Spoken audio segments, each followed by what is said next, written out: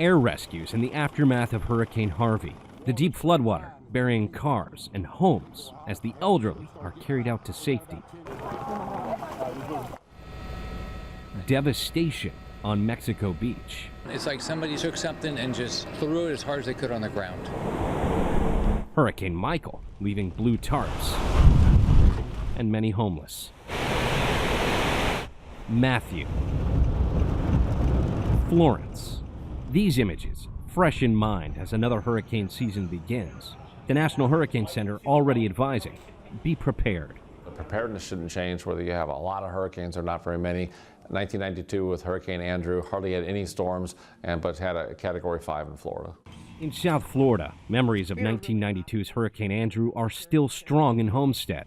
We were at home and we heard him coming, and we went out in the yard and watched.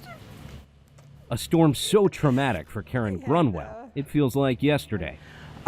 People got killed, and so it was just kind of like you were in a war zone, and everything was decimated.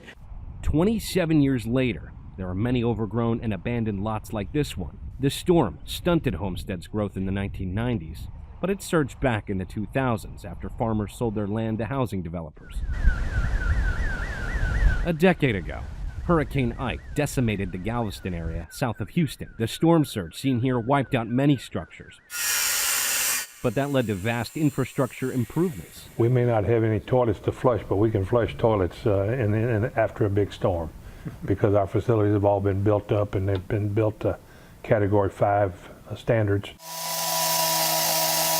It's a different story in Nichols, South Carolina, where homeowners are still recovering from multiple floods. Hurricane Matthew in 2016 and Hurricane Florence in 2018 pushed many out. We back. Thomas Lee managed to persevere, refusing to leave his hometown of 70 years.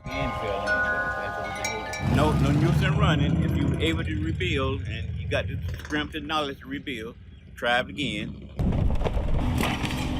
Recoveries can be starkly different, often at the mercy of wind and water.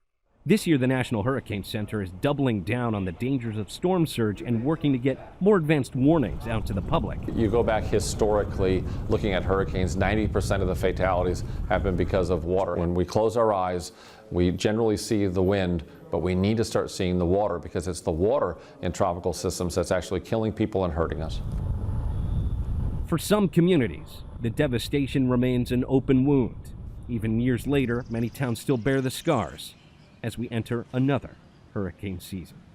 Joshua Plogel, The Associated Press.